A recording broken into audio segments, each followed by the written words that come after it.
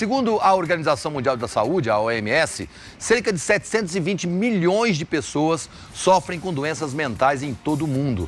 Isso aí dá mais ou menos 10% da população mundial tem esse problema. Para fazer o alerta sobre esse número, que é bastante alarmante mesmo, abril foi escolhido como um mês de combate à psicofobia, que é aquele preconceito contra as pessoas que sofrem com algum tipo de transtorno mental.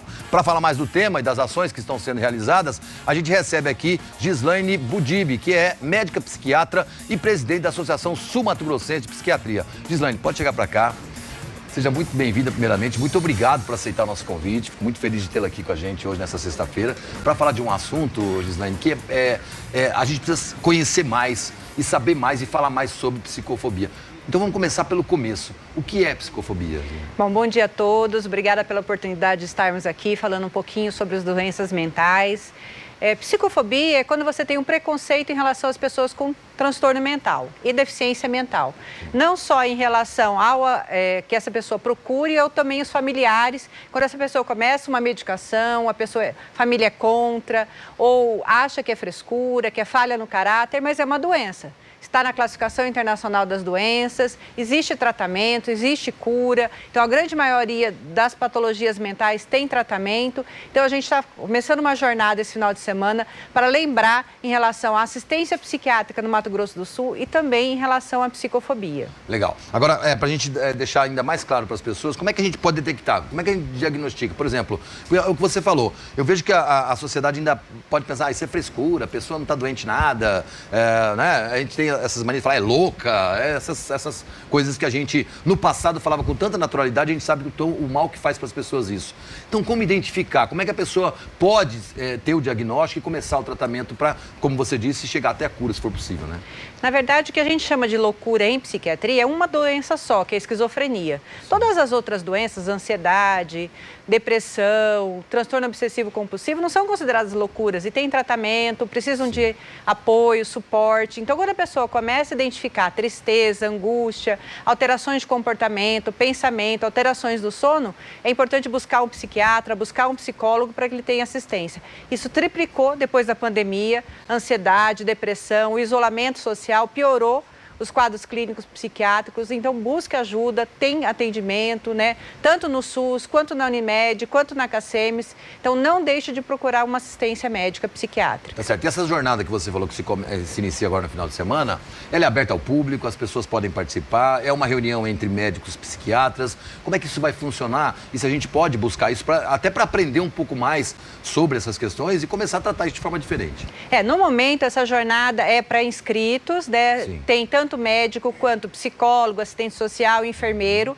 Então, essas pessoas, né, fizeram inscrição e aí a gente vai debater assistência em psiquiatria no Mato Grosso do Sul para que a gente possa avançar em leitos e ambulatórios e melhor qualidade, né, técnica de atendimento. Tá certo. Agora, eu tenho uma dúvida que essa dúvida é até uma dúvida particular. Quando a gente fala sobre essas questões psiquiátricas, a gente costuma associar, normalmente a gente associa com pessoas que têm mais idade, pessoas que têm mais, enfim, têm uma outra vivência. Mas, na verdade, precisa cuidar desde criança. É isso, a gente precisa cuidar sempre. O jovem também pode passar por isso, porque quando você fala sobre depressão, quando você fala sobre ansiedade, isso também está muito voltado para o jovem. E a gente costuma não dar bola para isso, né? Essa é a fase do jovem. O jovem está assim porque é jovem. Não é bem assim, né? A gente tem que cuidar de todas as idades, né? Exatamente. Está alarmante os índices de suicídio, principalmente em Campo Grande, no Mato Grosso do Sul. Nós somos a 4ª capital em índice de suicídio, tanto crianças quanto adolescentes, as automutilações. Então, a depressão aparece não só, né, no idoso ou no adulto jovem, como também em crianças e adolescentes. Então, o psiquiatra infantil é quem cuida dessa área, é quem faz essa abordagem, essa assistência, e o psicólogo infantil também. Tá certo. Agora, se a gente falar, para a gente finalizar falando em tratamento, a pessoa que busca o tratamento, ela tem, a gente já falou sobre o horário, o momento que ela pode buscar o tratamento. Mas é importante também envolver a família nessa história, porque seria muito simples ela ir buscar um psiquiatra, buscar um medicamento, fazer o tratamento sozinha e ponto. Mas envolver a família faz parte do processo e é importante isso? Com certeza. O suporte familiar é fundamental, tanto na questão da questão da pessoa pensar em suicídio, ou que apoie que a pessoa tome a medicação, que apoie que ela faça o tratamento, não fale nas consultas médicas, né? Que faça esse acompanhamento, esses retornos, e também que não julgue essa pessoa. O julgamento, eu acho que é a pior situação para que esse indivíduo, né, não procure assistência ou pare o atendimento ao longo do tratamento. Tá certo. Eu falei para você que ia finalizar, mas eu agora tenho mais uma que veio na minha cabeça agora. Esse assunto me interessa, eu acho importante. Acho que as pessoas, nós precisamos popularizar um pouco mais, falar das doenças, dessas doenças da cabeça, né? Essas psicológicas e psíquicas, porque senão a gente fica muito afastado disso, né? E aí é uma dúvida que eu tenho, que eu acho que as pessoas têm em casa, quando é que eu devo, entendendo que eu estou com algum problema, quando é que eu devo diferenciar? Quando é que eu procuro um psicólogo, um psiquiatra? Tem diferença isso da forma de tratamento? É importante eu diferenciar isso antes ou quem eu procuro primeiro? Tem essa ordem?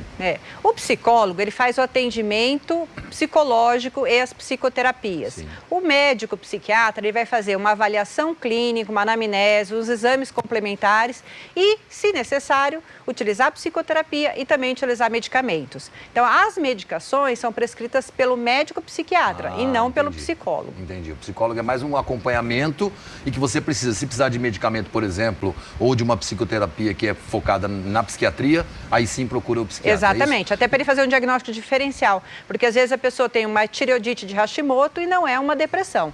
Então o médico vai te auxiliar nesse diagnóstico diferencial do que você está sentindo para ver se é um transtorno mental ou não. E aí, dependendo do caso, procura o psicólogo ou não também. Exatamente. Olha, muito obrigado pela sua presença. Obrigada pela oportunidade. Sucesso no evento de vocês. Obrigada. E sempre que tiver notícias, pode mandar pra gente. Com certeza, estou à disposição para outros eventos. Obrigado, ótimo final de semana. Pode sair por ali. Obrigado. Tá aí, ó.